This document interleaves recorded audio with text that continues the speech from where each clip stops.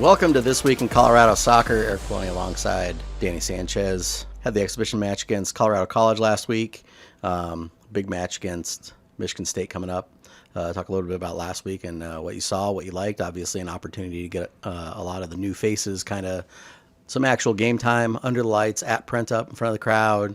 Talk just a little bit about what you saw. Yeah, pretty pleased for Eric for an exhibition. Credit to Colorado College. I thought they played well. We played them in the spring, and I thought they were much improved. Not overly dangerous going forward. And I think they'd say the same thing, but really good defensively. I mean, we didn't score until the 75th minute or so. Hope Leba with a really good individual effort. Then we get the free kick goal. Kaylee Swearinga to Riley McDonald with 7-8 minutes to go. So, I mean, a fair result for sure. It was good to get most all the players in and get significant minutes for them. But obviously, it's a whole new ball game Thursday night against Michigan State. Yeah, you pretty much had the run of play against Colorado College. Outshot him, I think, 21-22 to 1. Seth can weigh in on that if he has it. Yeah, he gives us a thumbs up. So, yeah, you had the run of play, but it was nice to get some of the new faces out there. Who really kind of, who were you like? Who performed, I guess, the way that you thought that they would, and who was kind of like you were pleased? I mean, to be honest, as far as the freshman and Kenzie, the transfer, I thought they kind of gave what we thought. Vivi and Lillian both got the start, and I thought they were very composed for their first college matches and did well. But I was really pleased with all the freshmen that came off the bench, and I thought Kenzie, was very versatile, can really pretty much play anywhere in the back. I thought she acclimated herself well. Obviously, she's a 4-year, 3.5-year player from in the Big 12 with Kansas State, so it's not new to her. But like you said, the first time they ran up under the lights, I thought they acclimated themselves well, and I thought they all put themselves in a good position to get some time on Thursday. All right. Well, Thursday, number 12, Michigan State rolling in. Seth was actually just mentioning to us longest homestand to start the season for the Buffs. Something about the first ranked opponent to start the season ever. Nope. Messed that one up. It's the 7th time that you've opened against a ranked opponent. So, for whatever it's worth for preseason polls. But Michigan State played against TCU. Talk a little bit about what you're expecting out of Michigan State. Well, I mean, back-to-back Sweet 16s, either a Big Ten regular season or conference tournament victories the last 2 years. Ranked 12th and deservedly so. Coached well, very talented, very deep. Unfortunately, unlike us, their game wasn't on ESPN Plus, so it's a little bit more hidden. But at the end of the day, we know they're a quality team, and first game is always going to give you different things. But they knocked off TCU in the exhibition 2-0, and obviously we have no accounts of it other than we heard the score, but we all know how good TCU is and how good they were last year and how good they're going to be this year. So, we realize it's going to be a huge test for us. We're hoping for a big crowd. We understand the school's just getting back in session and the students aren't back yet and all this stuff, but we've been putting a lot of effort to try to get a good crowd there.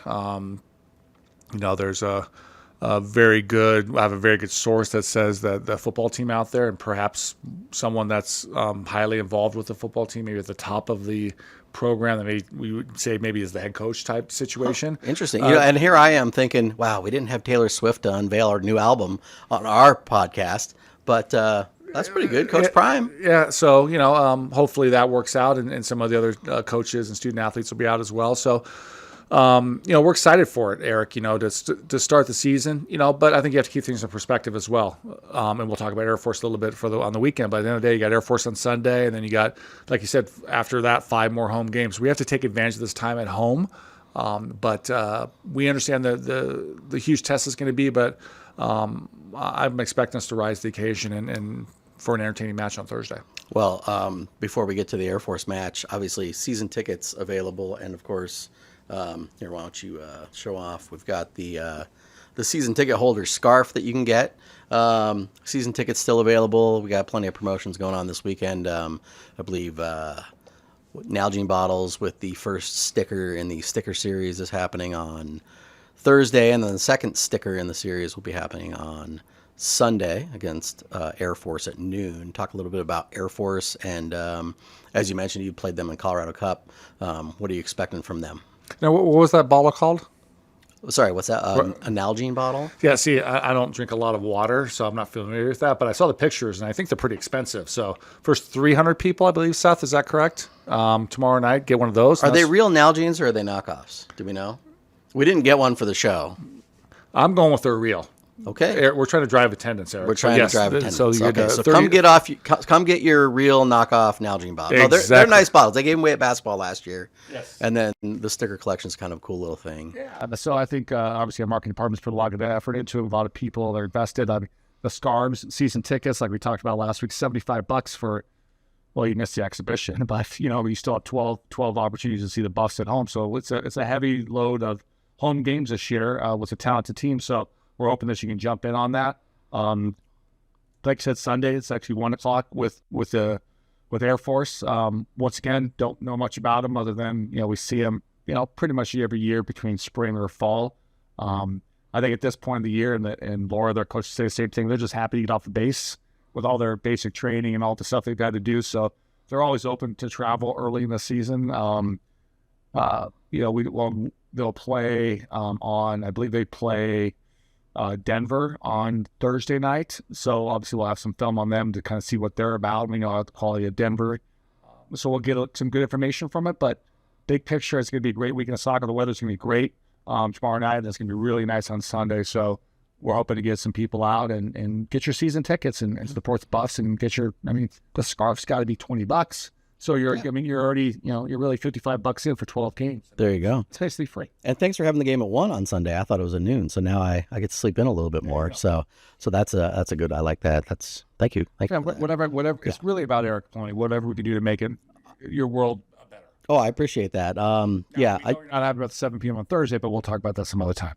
I'm getting used to them. I think the crew really likes not being out baking in the hot sun all day, so I think that they enjoy that a little bit.